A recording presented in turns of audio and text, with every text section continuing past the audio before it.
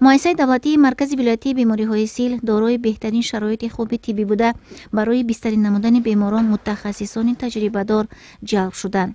از راهرو تا حجره‌های بستری کنانی، آزمایشگاه‌ها، آشخانه و حجره‌های کاری طبیبان با تجهیزات و لوازمات ضروری طبی مجهز گشته و بیماران می‌توانند از امکانات‌های جای داشته بهره بر گردند. در طبابتگاه برای بیماران سیل کتابخانه فعالیت می‌نماید. طبابت مبتلا شدگان که دور و دراز یعنی زیاده از 6 ماه را در بر می‌گیرد برای سالمگردانی و استراحت و فراغت آنها شرایط فراهم نمودن از بسیار جهت مساعدت کننده میباشد. طوری کارشناسان ابراز داشتند نرسیدن متخصصان در فعالیت مؤسسه‌های طبی مشکلات اساسی میباشد. متخصصان معلومات عالیدار در فعالیت مؤسسه‌های طبی مشکلات اساسی میباشد. در یک چند ناحیه ما همون دکترای سیلشناس نمیرسند.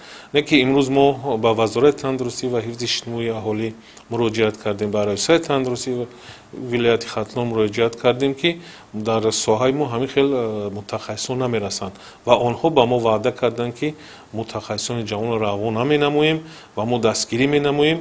واقعا نرسیدن متخصصان سیلشناس در همه مؤسسه‌های طبی نواحی ولایت به مشاهده میرسد. مسئولین مؤسسه‌های طبی نسبت به این مسئله باید با دانشگاه طبی پایتخت همکاری را زیستر سازند و آن دانشجویانی که طبق کوتای پرزیدنتی ختم نمودند وظیفه دارند فعالیت کاربری را در محل زیست ادامه دهند.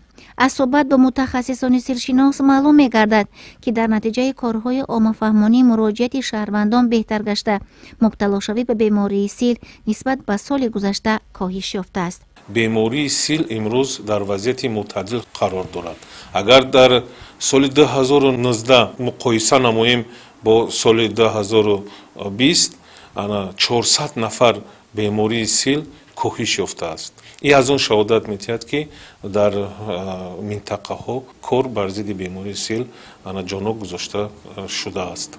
کاهش یابی بیماری سیل معنای آن را ندارد که شهروندان و آن نفرانی که حامل این بیماری هستند نسبت سلامتی خود و اطرافیان به اهمیتی ظاهر سازند. سیرت یافتگان باید تنها با مصلحت متخصصان سیلشناس داروهای لازمه را استفاده نمایند و متخصصان برای پیشگیری این بیماری و دیگر بیماری‌های سیرت کننده کارهای عامه‌فهمانی را در بین اهالی شهرک و جماعت‌ها پرزورتر سازند.